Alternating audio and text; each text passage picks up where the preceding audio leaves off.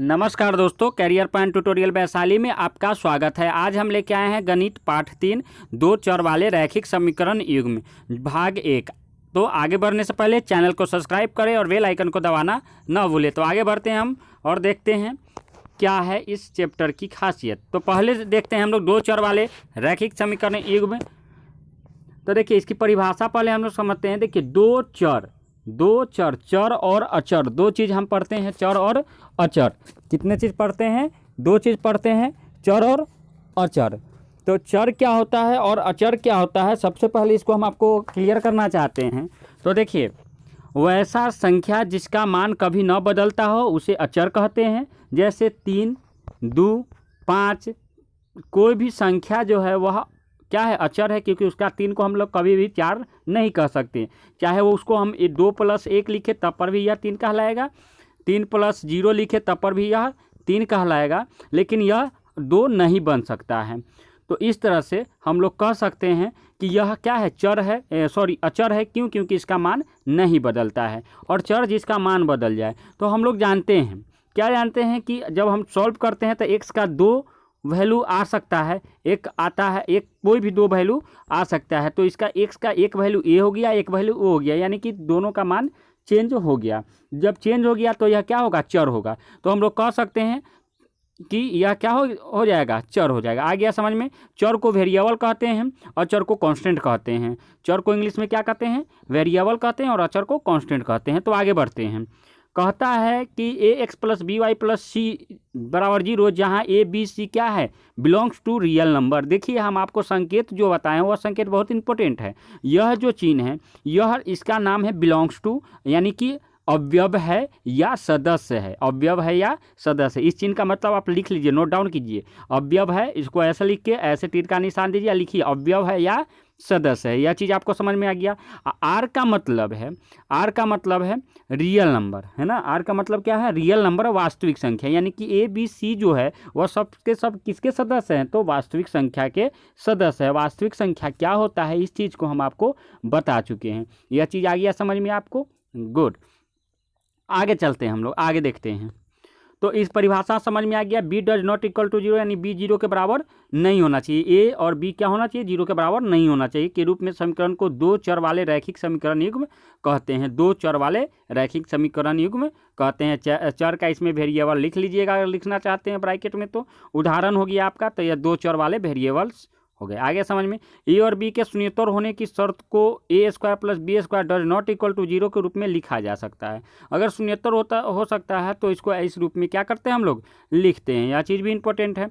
आगे देखते हैं हम लोग। दो चर वाले रैखिक समीकरण, दो चर वाले दो रैखिक समीकरण को एक साथ लेने पर दो चर वाले रैखिक समीकरण युग्म बनते हैं। यानी कि देखिए, एक x + y = 2 हो गया, एक x - y = 2 हो गया। एक समीकरण यह हो गया, एक समीकरण यह हो गया। तो दो समीकरण जब हो गया तो इसी को हम लोग लिखेंगे दो चर वाले रैखिक समीकरण युग्म। युग्म मतलब जोड़ा, युग्म मतलब क्या होता है?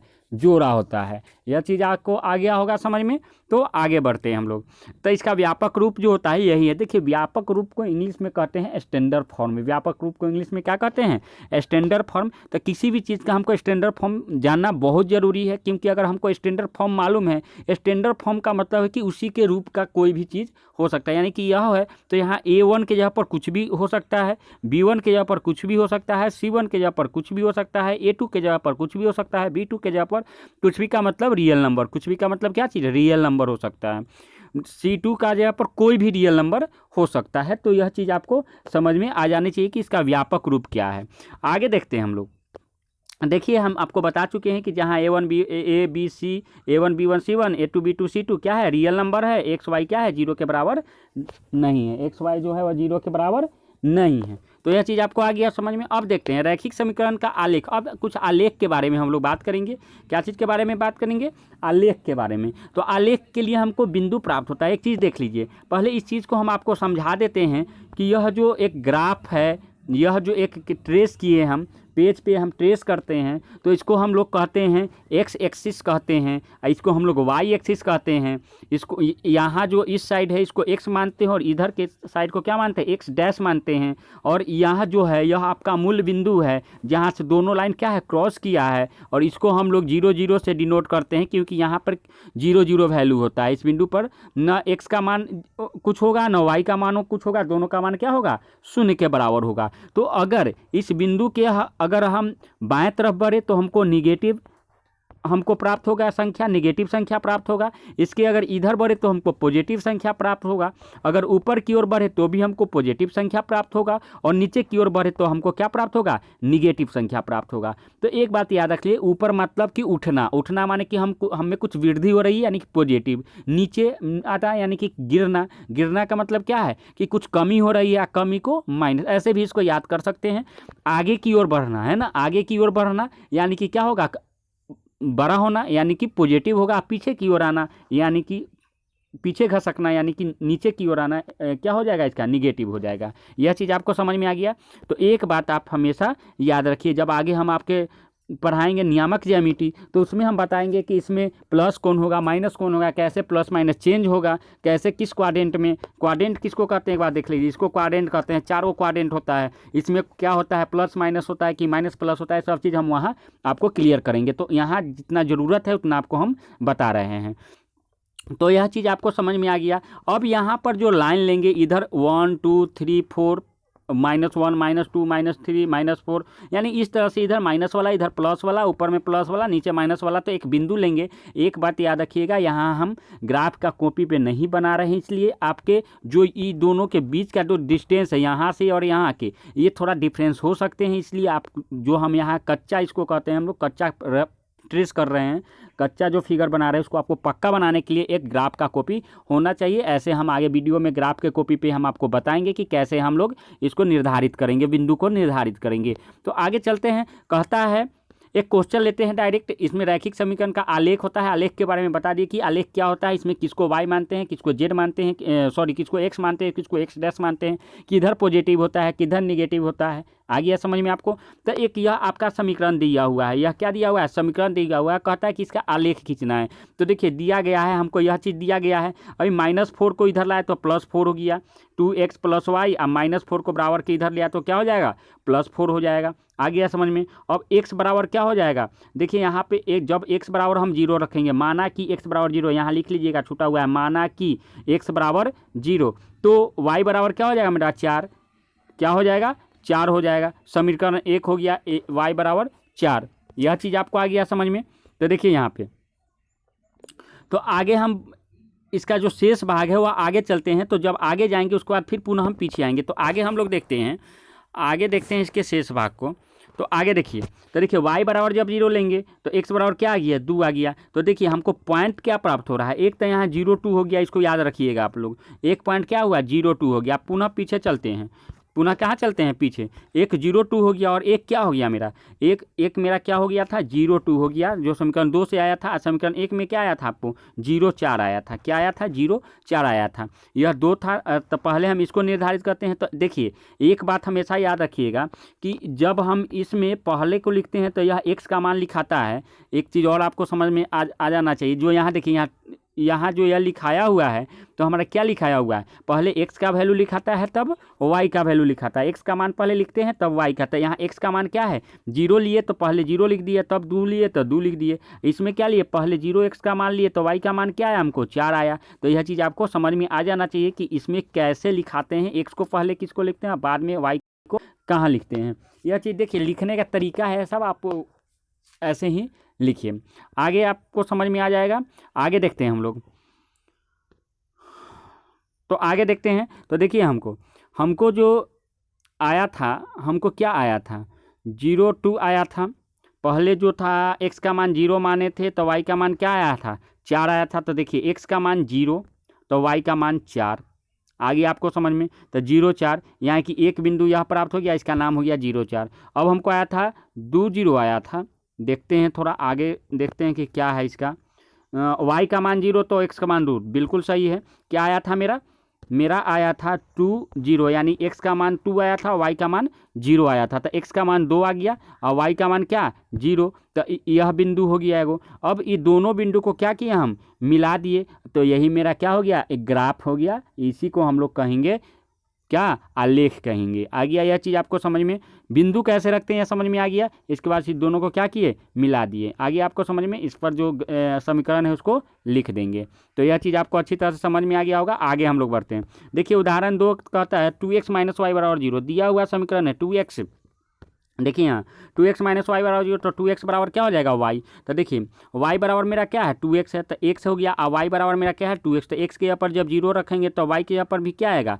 तो देखिए बउआ यहाँ ध्यान दीजिएगा, y बराबर क्या आएगा जब x बराबर 0, तो y बराबर मेरा क्या है 2x है। आज x बराबर क्या लिए हैं 0, तो 2 गुने 0 बराबर क्या आ जाएगा 0, यानी कि जब x बराबर 0 लिए तो y बराबर भी क्या आ गया मेरा 0 आ गया। अब देखिए अब यह चीज़ आपको समझ में आ गया। अब x बराबर 1 लिए हैं, x बराबर क्या लिए हैं 1, तो y बराबर क्या हुआ, तो y बराबर मेरा क्या है 2x है, y बराबर क्या है 2x। तो 2 x का मान क्या लिए हैं 1 लिए हैं, तो क्या हो जाएगा मेरा 2 गुने 1 बराबर 2, यानी कि जब x बराबर 1 लेंगे तो y बराबर क्या आ जाएगा मेरा 2 आ जाएगा। यह चीज़ आपको आ गया समझ में। जब यह चीज़ समझ में आ गया तो अब ग्राफ हम ट्रेस करेंगे। तो x का मान 0, y का मान 0, तो देखिए यह कहाँ रहेगा यहीं पे रह जाएगा। क्यों, क्योंकि x का मान 0 और y का मान 0 कहाँ पर मिलता है, तो कटान बिंदु पर मिलता है। जो x एक्सिस और y एक्सिस का जो कटान बिंदु होता है, इंटरसेक्ट पॉइंट होता है, उसी को हम लोग 0 0 से डिनोट करते हैं। और वही मेरा एक पॉइंट यहाँ पे क्या मिला 0 मिल गया 0 0। अब देखिए जब x का मान 1 तो y का मान 2, तो जब x का मान 1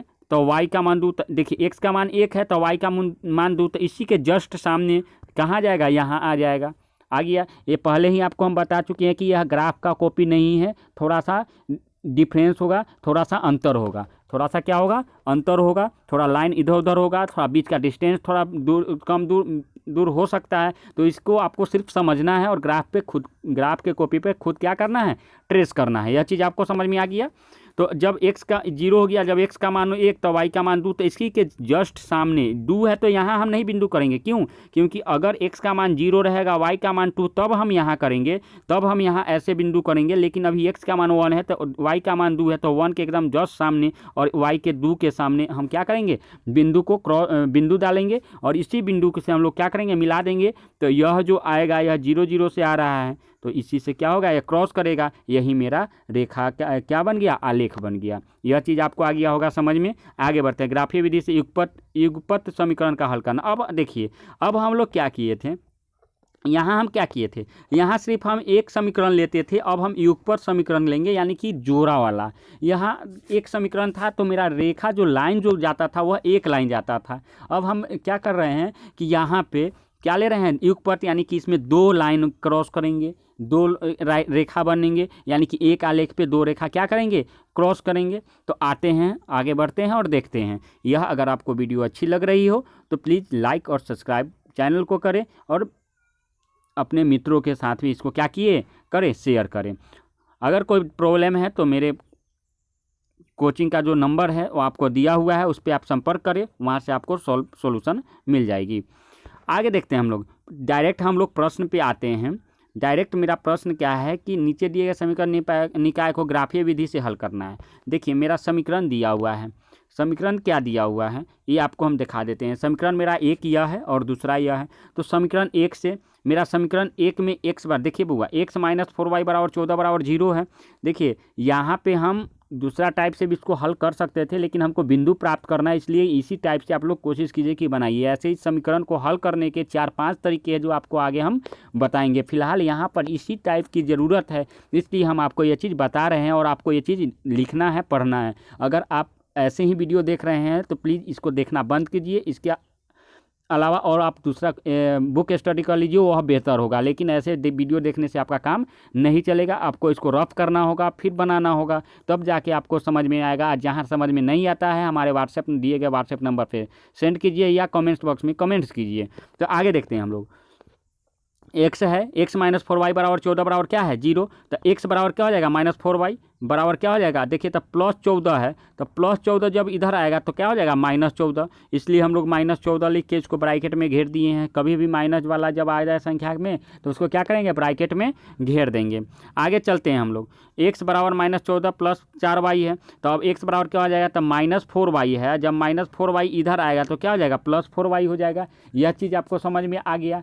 आगे देखते हैं हम लोग, x बराबर 4y - 14, तो x बराबर 4y माइनस क्या हो गया, 14 हो गया। तो देखिए y बराबर मेरा क्या है, y बराबर एक y आ गया, और x बराबर मेरा क्या है, ये 4y - 14, तो y के यहाँ पर हम लोग 4 रखेंगे, y के यहाँ पर 4 रखेंगे तो x के यहाँ पर क्या होगा। तो देखिए यहाँ पे इसको पुनः हम बताते हैं, हमारा x के यहाँ पर y के यहाँ पर क्या रखे हैं 4, तो यहाँ मेरा समीकरण क्या है, x बराबर 4y - 14, x बराबर 4y - 14, तो यहाँ 4 गुने 4 रखे हैं, y के यहाँ पर 4 - 14, तो 4 चौका 16 - 14 बराबर 2 आ जाएगा। यह चीज़ आपको समझ में आ गया होगा।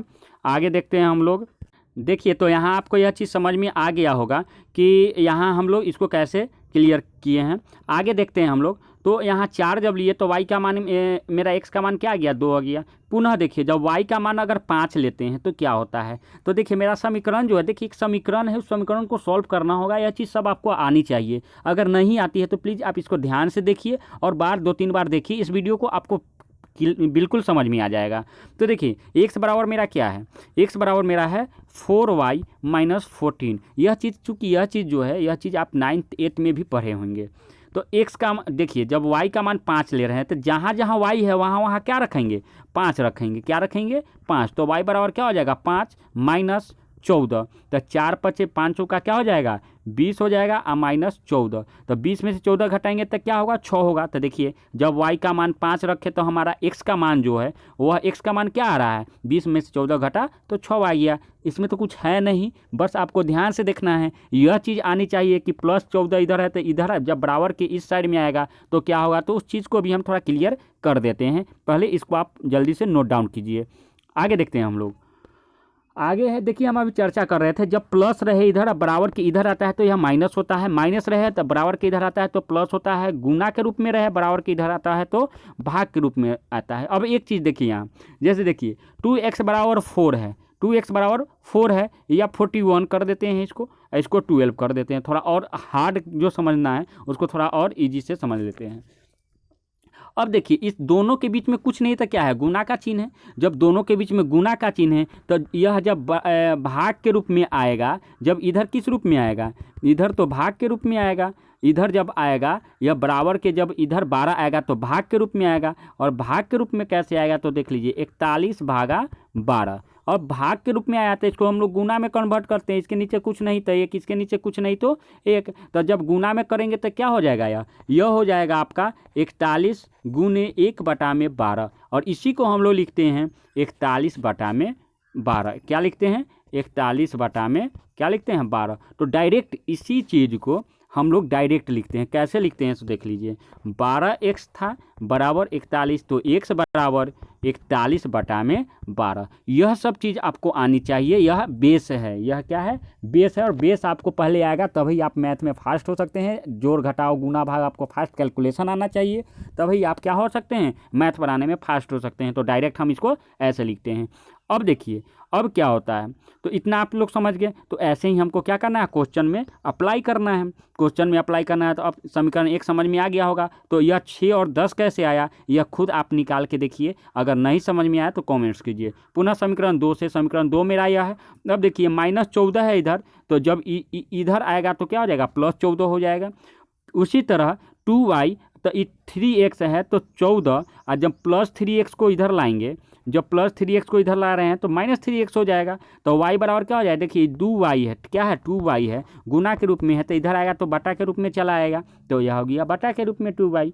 आ गया यह चीज़ समझ में आपको। तो यह सब चीज़ आपको पूरे बढ़िया से आना चाहिए। अब देखिए अब हम क्या करते हैं, अब हमको x बराबर एक समीकरण प्राप्त हो गया, y बराबर एक समीकरण प्राप्त हो गया। तो x का मान 0 लिए तो y का मान क्या होगा, तो y का मान 7 होगा। जैसे इसमें हम लोग क्लियर किए हैं उसी तरह आप इसमें बना कर देखिए कैसे। तो 14 - 3, x के ऊपर क्या लेना है, 0, तो 3 कुछ नहीं बीच में तो 0, एक चीज़ और देख लीजिए 3x, इस दोनों के बीच में कोई चीज़ नहीं है तो क्या चीज़ है, गुना का चिन्ह है। इस चीज़ को आपको देखना होगा। यह चीज़ आ गया समझ में। तो यह चीज़ जब समझ में आ गया तो आगे भी समझ में आ गया होगा। 14 माइनस 3, जीरो लेना है एक्स के ऊपर, तो 3 गुने 0 आ बाटा में क्या है 2 है, तो 14 में से 0 हो जाएगा। 3 में 0 से गुना करेंगे तो क्या हो जाएगा मेरा 0 हो जाएगा। इधर 14 हो जाएगा तो 14 में से 0 हो जाएगा तो क्या बचेगा 14, नीचे 2 तो 2 सते 14, तो यह मेरा क्या हो गया 7 हो गया। इसका आंसर क्या हो गया, इसका 7 हो गया। यानी कि जब x का मान 0 लिए हैं तो y का मान क्या आ रहा है 7 आ रहा है। इसी तरह x का मान 2 लिए तो y का मान क्या आया 4 आया। आप लेके देख लीजिए। अब इसका क्या करेंगे हम लोग, ग्राफ देखेंगे। तो हमको पॉइंट प्राप्त हो गया। देखिए पॉइंट क्या प्राप्त हुआ, पहला समीकरण 4 2 है, सॉरी देखिए यहाँ पे हम मिस्टेक कर रहे हैं। पहला पॉइंट 4 2 नहीं है 2 4 है। क्या है 2 4, इस चीज़ को ध्यान में रखिएगा। 4 2 नहीं है, पहले हम x का मान रखते हैं तब y का मान रखते हैं। इस चीज़ को आपको ध्यान में होना चाहिए। तो x का मान मेरा 2 है तो पहले 2 को रखेंगे, y का मान 4 है तो 4, तो यह मेरा क्या हो गया गलत हो गया। आ गया आपको समझ में। तो मेरा 2 4 है और 6 5 है, 2 4 है और क्या है 6 5 है। तो देखिए पहले 2 4 और 6 5 वाला को हम क्या करते हैं देखते हैं। 2 4 और 6 5 याद रखेंगे, 2 4 और 6 5।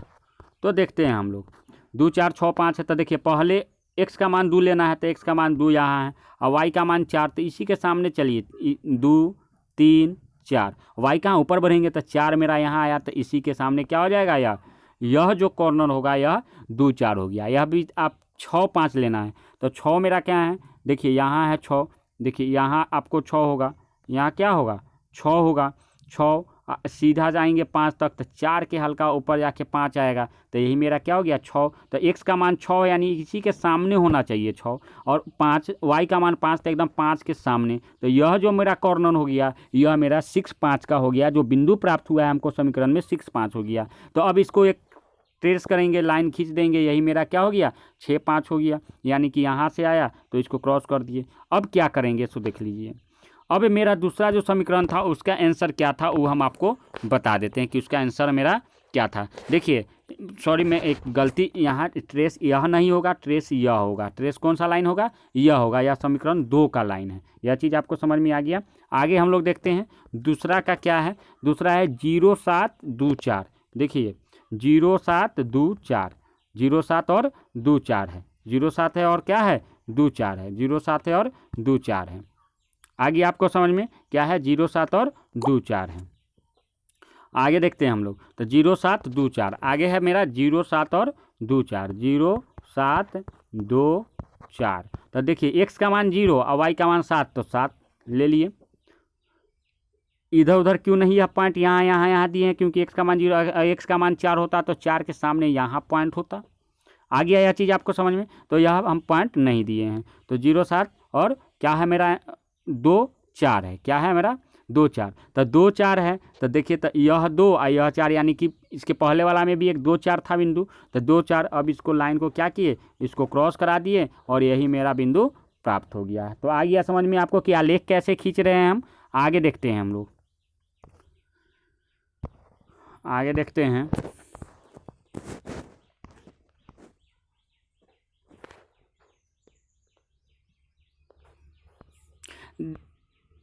देखिए तो अब इसका हम क्या करेंगे कि पार्ट 2 हम लेके आएंगे। क्या करेंगे, पार्ट पहले